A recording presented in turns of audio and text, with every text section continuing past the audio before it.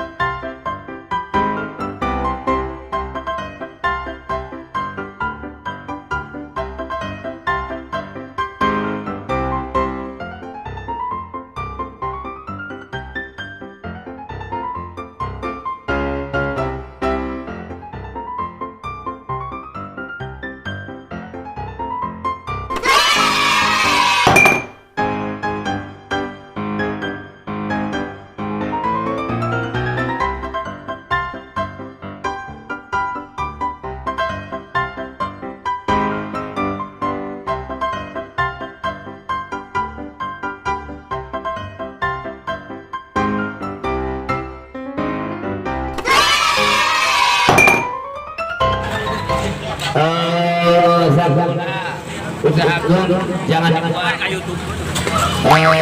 kasih buaya hewan biar sedikit gemuk. Masing-masing sebentar lagi karena ini momen yang sangat ditunggu-tunggu. Halo. Ya, aduh, tadi tuh mana ngatur tapi dan mulai. Gue lah sangat parah gue lah. Persiapan sudah ada hop. Ini udah menges mulai gini kan. Gue atuh geus digoreng. 1 2 3.